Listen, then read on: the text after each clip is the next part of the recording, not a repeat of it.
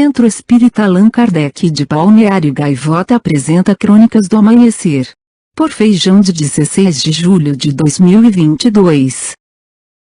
Mulheres são perdoadas séculos depois de execução por bruxaria. O Parlamento Regional da Catalunha perdoou formalmente centenas de mulheres executadas por bruxaria entre os séculos XV e XVIII. Os parlamentares aprovaram, por ampla maioria, uma resolução para limpar a memória de mais de 700 mulheres que foram torturadas e condenadas à morte. Historiadores espanhóis descobriram que a Catalunha foi uma das primeiras regiões da Europa a realizar caça às bruxas. Também foi considerada uma das piores áreas em relação a execuções.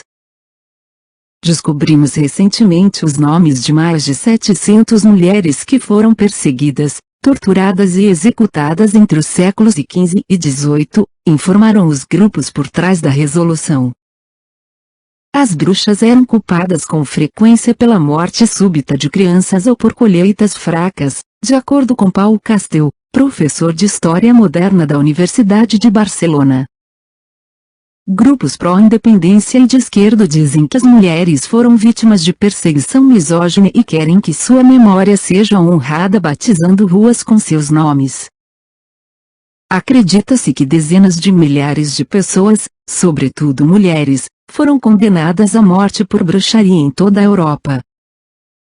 A resolução na Catalunha segue iniciativas semelhantes na Escócia, Suíça e Noruega. Antes nos chamavam de bruxas, agora nos chamam de feminazis, histéricas ou sexualmente frustradas. Antes conduziam caça às bruxas, o que chamamos hoje de feminicídio, disse a deputada regional Jean Dias, do ERC, segundo a agência de notícias AFP. As bruxas, segundo Allan Kardec no livro dos médiuns, não são nada mais que os médiuns atuais. Esclarece Allan Kardec que todo aquele que sente, num grau qualquer, a influência dos espíritos é, por esse fato, médium. Essa faculdade é inerente ao homem, não constitui, portanto, um privilégio exclusivo. Por isso mesmo, raras são as pessoas que dela não possuam alguns rudimentos. Pode, pois, dizer-se que todos são, mais ou menos, médiums. Todavia, usualmente, assim só se qualificam aqueles em quem uma faculdade mediúnica se mostra bem caracterizada e se traduz por efeitos patentes, de certa intensidade, o que então depende de uma organização mais ou menos sensitiva. É de notar-se, além disso, que essa faculdade não se revela, da mesma maneira, em todos. Geralmente, os médiums têm uma aptidão especial para os fenômenos desta ou daquela ordem, donde resulta que formam tantas variedades quantas são as espécies de manifestações. As principais são, a dos médiums de efeitos físicos, a dos médiums sensitivos, ou impressionáveis, a dos audientes, a dos videntes, a dos sonâmbulicos, a dos curadores, a dos pneumatógrafos, a dos escreventes ou psicógrafos. As crenças na imortalidade da alma e nas comunicações entre os vivos e os mortos eram gerais entre os povos da antiguidade.